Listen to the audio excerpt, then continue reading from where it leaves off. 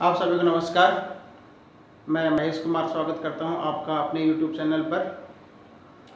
आज हम बात करेंगे मॉलिक्यूलरिटी ऑफ रिएक्शन के बारे में। इससे पहले हमने order of reaction, rate law और यूनिट ऑफ रेट कांस्टेंट के बारे में जाना है। तो मॉलिक्यूलरिटी ऑफ रिएक्शन एक इजी टॉपिक है, आराम से इसको समझते हैं। देखिए क्या होता है कि जब कोई रिएक्शन होता है तो according to the collision theory जो रिएक्टेंट मॉलिक्यूल्स हैं वो आपस में क्या करते हैं, एक दूसरे के साथ कोलाइड करते हैं। तो जो नंबर ऑफ मॉलिक्यूल्स एक साथ एक समय पे कोलाइड्स कर रहे हैं for the conversion of reactant into product, उन मॉलिक्यूल्स की संख्या ही क्या कहलाती है, किसी रिएक्शन की मॉलिक्यूलरिटी कहलाती है।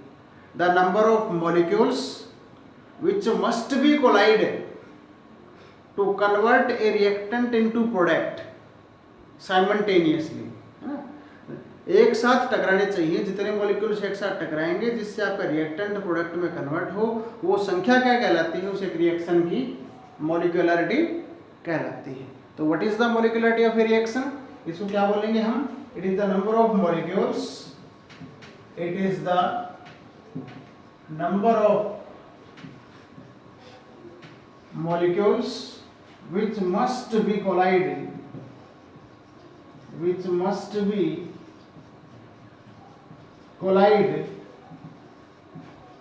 simultaneously to give product. Reactant molecules, और मॉलिक्यूल्स किसके हैं? रिएक्टेंट के हैं। Number of reactant molecules collide किए हैं साइमल्टेनियसली, जिससे कि आपका रिएक्टेंट किस में कन्वर्ट हो जाए, प्रोडक्ट में। वो संख्या जो है, वो जो नंबर है रिएक्टेंट मॉलिक्यूल्स का जो साइमल्टेनियसली कोलाइड कर रहा है रिएक्टेंट को प्रोडक्ट में बनाने के लिए, उस संख्या को ही हम क्या बोल देते हैं, मॉलिक्यूलरिटी ऑफ रिएक्शन बोल देते हैं। अगर किसी रिएक्शन के अंदर एक मॉलिक्यूल कोलाइड कर रहा है रिएक्टेंट से प्रोडक्ट में कन्वर्ट होने के लिए, तो उस रिएक्शन की मॉलिक्यूलरिटी एक रहेगी। अगर दो मॉलिक्यूल्स कोलाइड किए, मॉलिक्यूलरिटी कितनी आ जाएगी? 2। अगर 3 मॉलिक्यूल्स कोलाइड किए तो मॉलिक्यूलरिटी कितनी आ जाएगी? 3। ठीक है, इस प्रकार से हम मॉलिक्यूलरिटी निकालेंगे। तो अगर क्या होगा, इफ 1 मॉलिक्यूल कोलाइड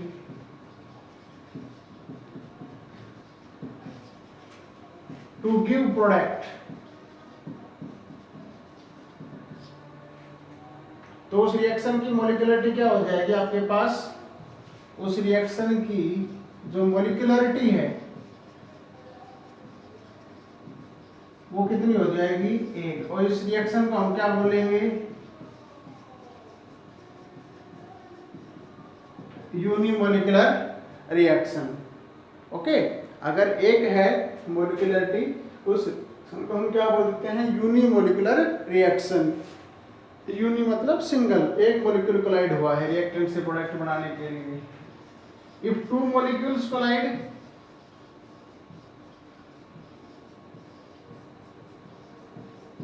अगर 2 मॉलिक्यूल्स कोलाइड करें, देन उस रिएक्शन की जो मॉलिक्यूलरिटी है वो कितनी हो जाएगी? 2। और उस रिएक्शन को हम क्या कह देंगे? बाइमॉलिक्यूलर रिएक्शन। सिमिलरली अगर 3 मॉलिक्यूल्स कोलाइड करेंगे, if 3 molecules collide, 3 molecules collide, तो उस रिएक्शन की जो मॉलिक्यूलरिटी है वो कितनी आएगी? 3। और उस रिएक्शन को हम क्या कह देंगे? ट्राइमॉलिक्यूलर reaction.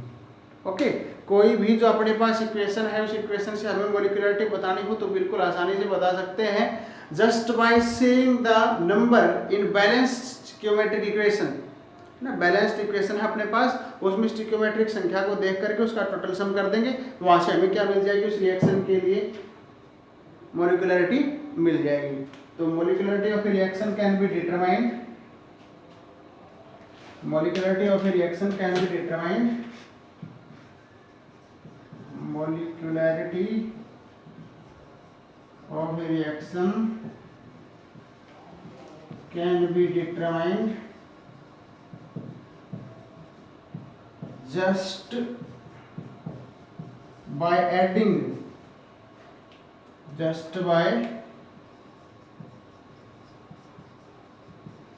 the number of stoichiometric coefficient given in balanced chemical equation.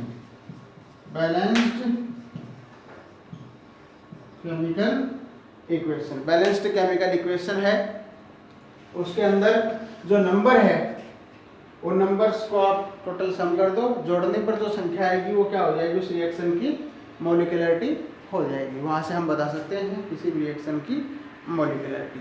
अब कुछ बात और करते हैं इसी बारे में। देखिए, मॉलिक्यूलरिटी फॉर सिंपल रिएक्शन देखते हैं, केस फर्स्ट। तो सिंपल रिएक्शन की मॉलिक्यूलरिटी डिटरमाइन करना बिल्कुल इजी है। For simple reaction molecularity can be determined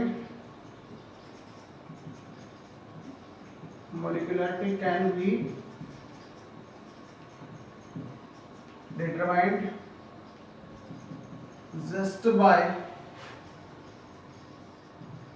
adding stoichiometric number in balanced equation। जो बैलेंस इक्वेशन है उसके अंदर जो स्टिक्योमेट्रिक नंबर्स हैं उनको ऐड कर दो, वो संख्या आपको क्या बता देगी, सिंपल रिएक्शन की मॉलिक्यूलरिटी बता देगी।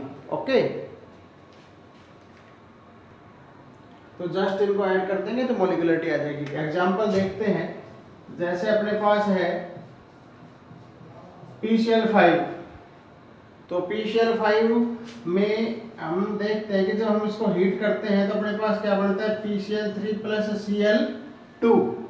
PCl5 डिसोसिएट होकर क्या देता है, PCl3 प्लस Cl2, ये दे रहा है आपको। ठीक है, तो अगर हम देखें इस रिएक्शन के अंदर एक सिंपल रिएक्शन है, ये हमने पढ़ा है पहले कि ये जो है ये आपकी एक सिंपल रिएक्शन है, मैकेनिज्म वाले पार्ट में हमने पढ़ा था इसको। ठीक है, तो अगर हम बात करें इस केस में तो यहाँ इसकी जो मॉलिक्यूलरिटी अपने पास आती है, क्योंकि सिंपल रिएक्शन है ये, तो मैं मॉलिक्यूलरिटी बता सकता हूँ इसकी। यहाँ पर स्टिक्योमेट्री में 1 ही है, तो इसकी जो मॉलिक्यूलरिटी है वो क्या हो जाएगी इस रिएक्शन के लिए 1। और इस रिएक्शन को मैं क्या कह सकता हूँ कि ये रिएक्शन जो है ये कैसा रिएक्शन है, मेरा एक यूनिमोलिकुलर रिएक्शन है। ये कैसा रिएक्शन है, ये एक यूनिमोलिकुलर रिएक्शन। कैसा है ये, यूनिमोलिकुलर रिएक्शन है एक। इसी प्रकार से एक एग्जांपल हम और देखते हैं, नेक्स्ट वन। जैसे अपने पास है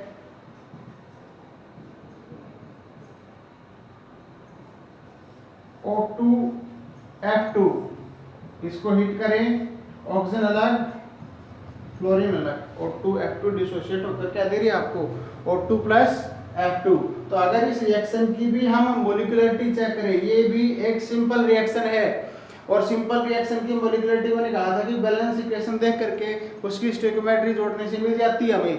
तो इसमें भी एक है खाली, तो अगर इस रिएक्शन की भी मैं मॉलिक्यूलरिटी की बात करूंगा तो मॉलिक्यूलरिटी कितनी आएगी, इसकी 1 आएगी।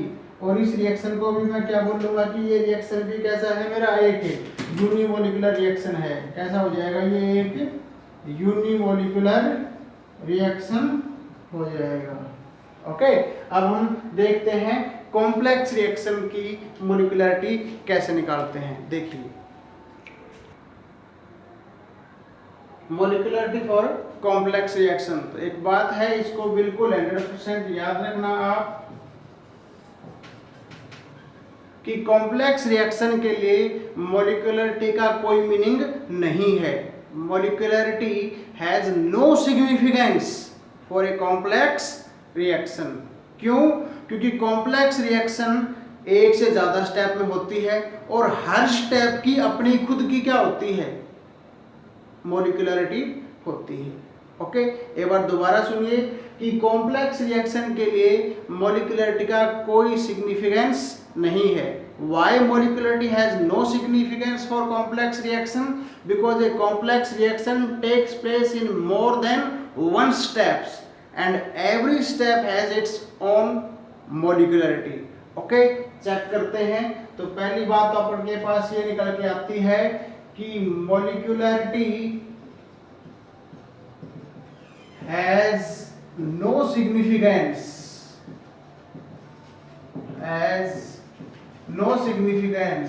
for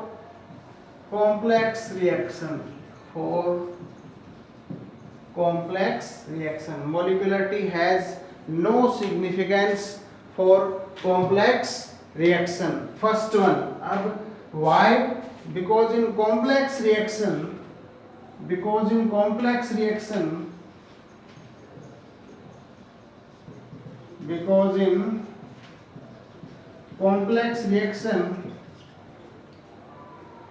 each step has its own molecularity.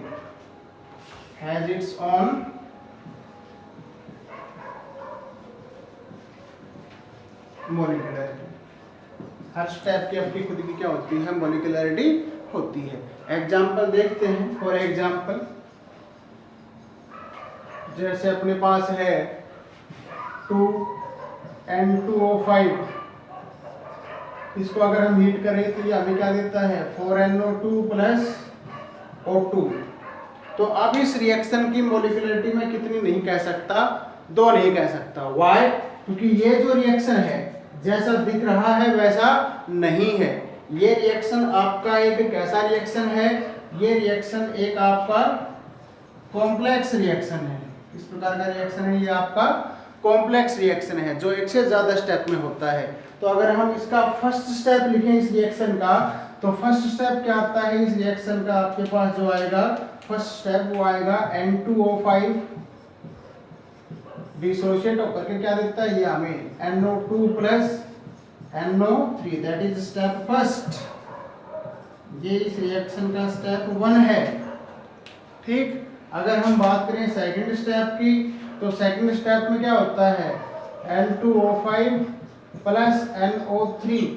ये जो NO3 है आपका, ये एक इंटरमीडिएट है जो यहाँ बनता है और इधर क्या हो जाता है, कंज्यूम हो जाता है। ये एक क्या है, इंटरमीडिएट।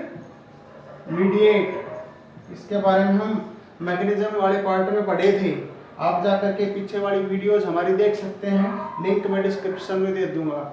ओके, तो यहाँ से जब हम करेंगे इसको आएगा NO2 प्लस O2, ये आपका स्टेप सेकंड हो जाएगा।